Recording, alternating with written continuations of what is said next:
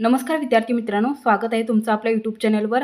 आज आपण या व्हिडिओमध्ये महाराष्ट्राच्या भूगोलमधील महाराष्ट्राचा स्थान व विस्तार यावर वारंवार विचारले जाणारे 20 प्रश्न पाहणार आहोत। त्यामुळे व्हिडिओ शेवटपर्यंत पहा आणि व्हिडिओ आवडल्यास व्हिडिओला लाईक आणि चॅनलला सबस्क्राईब करा। तर चला आपला पहिला प्रश्न पाहूया। प्रश्न क्रमांक 1 आहे, खालीलपैकी महाराष्ट्रातील कोणत्या जिल्ह्याला 2 राज्यांच्या सीमा लागलेल्या नाहीत? तर या प्रश्नाचं उत्तर आहे ऑप्शन बी, धुळे। धुळे या जिल्ह्याला फक्त एकाच राज्याची सीमा लागलेली आहे, ती म्हणजे गुजरात या राज्याची, आणि बाकी नंदुरबार, गोंदिया आणि गडचिरोली या 3 जिल्ह्यांना 2-2 राज्यांच्या सीमा लागलेल्या आहेत। आता कोणती 2 राज्य ते पाहूया आपण। या ठिकाणी नंदुरबार या जिल्ह्याला गुजरात आणि मध्य प्रदेश या 2 राज्यांची सीमा लागलेली आहे। धुळे या जिल्ह्याला फक्त गुजरात या राज्याची सीमा लागलेली आहे। गोंदिया जिल्ह्याला मध्य प्रदेश आणि छत्तीसगड या 2 राज्यांची सीमा लागलेली आहे, आणि गडचिरोली या जिल्ह्याला छत्तीसगड आणि तेलंगणा या 2 राज्यांच्या सीमा लागलेल्या आहेत। त्यामुळे उत्तर येणार आहे ऑप्शन बी, धुळे। या ठिकाणी तुम्ही याचा स्क्रीनशॉट मारून घेऊ शकता। पुढचा प्रश्न पहा, प्रश्न क्रमांक 2, यापैकी महाराष्ट्राच्या पूर्वेस असणारा जिल्हा कोणता? तर यापैकी महाराष्ट्राच्या पूर्वेस असणारा जिल्हा आहे गडचिरोली जिल्हा। ऑप्शन सी आपलं बरोबर आहे। तर यावर तुम्हाला भरपूर वेळा प्रश्न विचारण्यात आलेला आहे की महाराष्ट्राच्या पूर्वेकडील जिल्हा किंवा अतिपूर्वेकडील जिल्हा कोणता आहे? तर तो आहे गडचिरोली। गडचिरोली हा जिल्हा महाराष्ट्राच्या अगदी पूर्वेस असून तो छत्तीसगड आणि तेलंगणा राज्यांच्या सीमेला लागून आहे। हा जिल्हा महाराष्ट्राच्या अतिपूर्वेकडील जिल्हा म्हणून देखील ओळखला जातो। ऑप्शन सी आपलं बरोबर आहे। पुढचा प्रश्न आहे प्रश्न क्रमांक 3, महाराष्ट्रात एकूण किती तालुके आहेत? तर महाराष्ट्रामध्ये एकूण 358 तालुके आहेत। ऑप्शन सी आपलं बरोबर आहे, 358। पुढचा प्रश्न आहे प्रश्न क्रमांक 4, खालीलपैकी महाराष्ट्राच्या कोणत्या जिल्ह्याची सीमा कर्नाटक राज्याला लागून नाही? तर या ठिकाणी परभणी या जिल्ह्याची सीमा कर्नाटक राज्याला लागून नाही, बाकी उस्मानाबाद, सोलापूर आणि सांगली या 3 जिल्ह्यांच्या सीमा कर्नाटक या राज्याला लागून आहेत। तर या ठिकाणी बघा, महाराष्ट्राच्या दक्षिणेस कर्नाटक राज्य असून त्या कर्नाटक राज्याला महाराष्ट्रातील 7 जिल्ह्यांच्या सीमा लागलेल्या आहेत। आता हे 7 जिल्हे कोणते पहा, नांदेड, लातूर, धाराशिव ज्याला आपण उस्मानाबाद म्हणतो, सोलापूर, सांगली, कोल्हापूर आणि सिंधुदुर्ग हे 7 जिल्ह्यांच्या सीमा कर्नाटक राज्याला लागून आहेत। तर परभणी जिल्ह्याची सीमा कर्नाटक राज्याला लागून नाही। परभणी जिल्हा हा अंतर्गत भागात म्हणजे मराठवाड्यात येतो, कारण तो कर्नाटकपासून खूप दूर आहे। त्यामुळे उत्तर येणार आहे ऑप्शन ए, परभणी।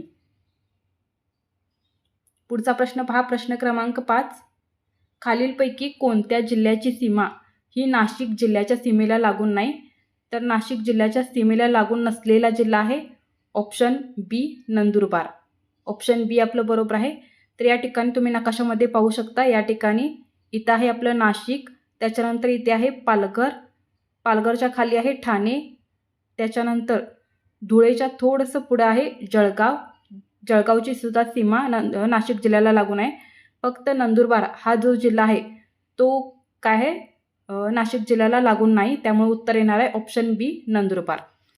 या ठिकाणी तुम्ही मोठ्या नकाशामध्ये देखील पाहू शकता, इथे आहे आपलं नाशिक, त्याच्यानंतर आहे पालघर, ठाणे, जळगाव आणि नंदुरबार काय आहे, नाशिकपासून दूर आहे। त्यामुळे ऑप्शन बी आपलं बरोबर येणार आहे, नंदुरबार।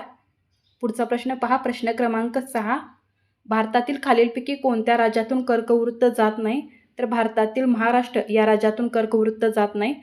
कर्कवृत्त हे भारतातील 8 राज्यांतून जातं, ज्याला आपण कर्कवृत्ताला ट्रॉपिक ऑफ कॅन्सर असं देखील म्हणतो। ही 8 राज्ये पहा, गुजरात, राजस्थान, मध्य प्रदेश, छत्तीसगड, झारखंड, पश्चिम बंगाल, त्रिपुरा आणि मिझोरम। तर यामध्ये महाराष्ट्र येत नाही, त्यामुळे ऑप्शन ए आपलं बरोबर आहे।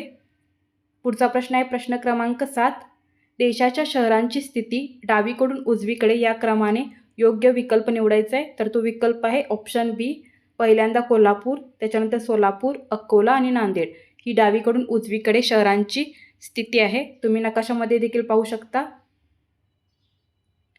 इथे बघा, पहिल्यांदा आहे कोल्हापूर, त्याच्यानंतर आहे सोलापूर, त्याच्यानंतर अकोला येतं, अकोला आणि त्याच्यानंतर आहे नांदेड। तर अशा प्रकारे ही डावीकडून उजवीकडे स्थिती आहे। पुढचा प्रश्न पहा, प्रश्न क्रमांक 8, महाराष्ट्रातील सर्वात पर्वतीय तालुका कोणता आहे?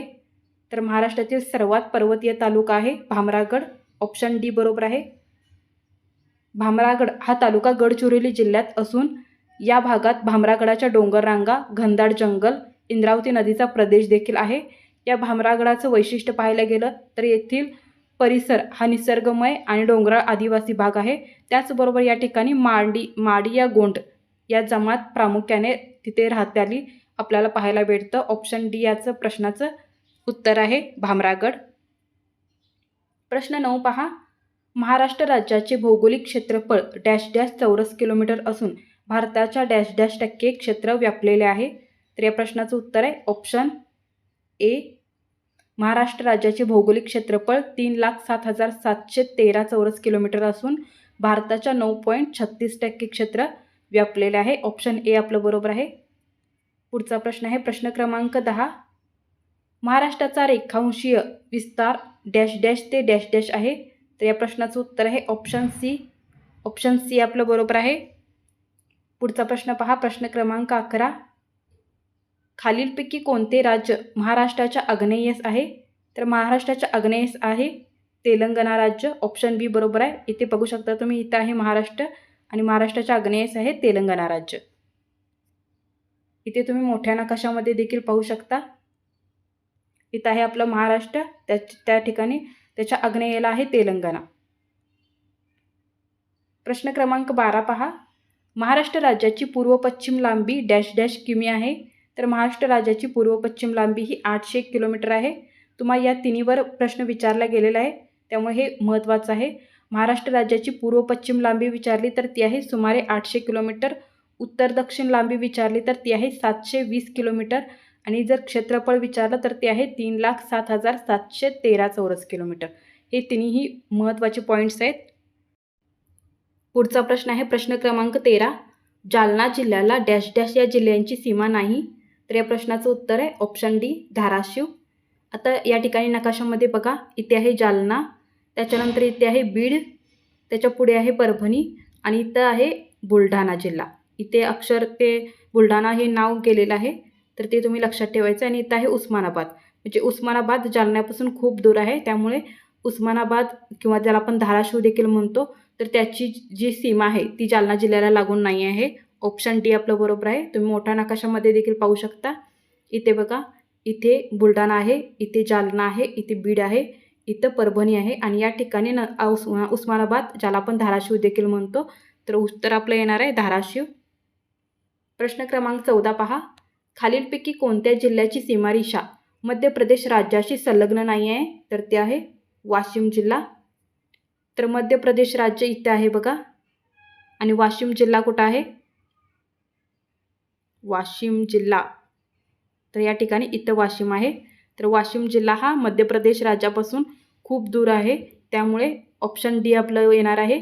या ठिकाणी गोंदिया पहा, गोंदियाची सीमा मध्य प्रदेशला लागून आहे. त्याच्यानंतर जळगावची सीमा देखील मध्य प्रदेशला लागून आहे आणि धुळेची पण सीमा थोडीशी मध्य प्रदेशला लागून आहे. फक्त वाशिम जिल्ह्याची सीमा लागून नाही आहे, त्यामुळे ऑप्शन डी आपलं बरोबर आहे. इथे देखील तुम्ही मोठ्या नकाशामध्ये पाहू शकता. प्रश्न 15 पहा. महाराष्ट्र राज्याची राजधानी कोणती आहे. तर ती आहे मुंबई. ऑप्शन ए बरोबर आहे मुंबई. पुढचा प्रश्न आहे प्रश्न क्रमांक 16. खालीलपैकी कोणत्या जिल्ह्याची सीमा सिंधुदुर्ग जिल्ह्याला लागून नाही. तर सिंधुदुर्ग जिल्ह्याला लागून नसलेली सीमा आहे रायगडची. तर या ठिकाणी बघा, सिंधुदुर्गच्या उत्तरेस आहे रत्नागिरी जिल्हा, पूर्वेस आहे कोल्हापूर जिल्हा, त्याच्यानंतर दक्षिणेस आहे गोवा राज्य आणि कर्नाटकमधील बेळगाव जिल्हा, त्याच्यानंतर आहे पश्चिमेस अरबी समुद्र. तर या ठिकाणी रायगड या जिल्ह्याची सीमा सिंधुदुर्ग जिल्ह्याला लागून नाही. तुम्ही नकाशामध्ये देखील पाहू शकता. रायगड जिल्हा कुठे आहे पहा, या ठिकाणी आहे आणि सिंधुदुर्ग या ठिकाणी आहे. त्यामुळे रायगड आणि सिंधुदुर्ग या जिल्ह्यांच्या मध्ये रत्नागिरी जिल्हा येतो, त्यामुळे आपलं रायगड जिल्हा हे उत्तर असणार आहे. पुढचा प्रश्न पहा प्रश्न क्रमांक 17.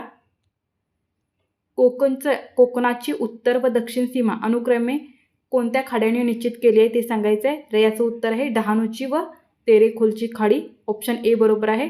तर कोकणची जी उत्तर सीमा आहे, तर या ठिकाणी बघा उत्तर सीमा ती पालघर जिल्ह्यातील डहाणूची खाडी किंवा दमणगंगा नदीच्या जवळ जी आहे डहाणूची खाडी, तर ही कोकण किनारपट्टीची उत्तर सीमा मानली जाते. त्याच्यानंतर दक्षिण सीमा सिंधुदुर्ग जिल्ह्यातील तेरेखोलची खाडी ह्या खाडीने काय केलं जातं, दक्षिण सीमा ठरवली जाते. अशा प्रकारे कोकणची उत्तर व दक्षिण सीमा अनुक्रमे डहाणूची व तेरेखोलची खाडी निश्चित करतात.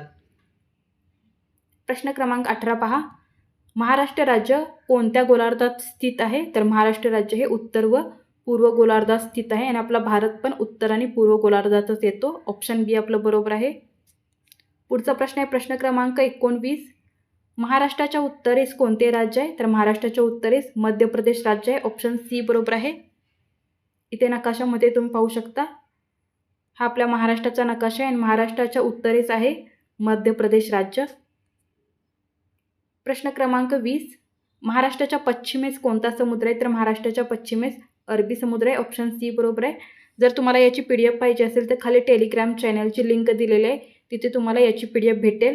तर या ठिकाणी तुम्ही बघू शकता नकाशामध्ये महाराष्ट्राच्या पश्चिमेस कोणता समुद्र आहे? तर अरबी समुद्र आहे.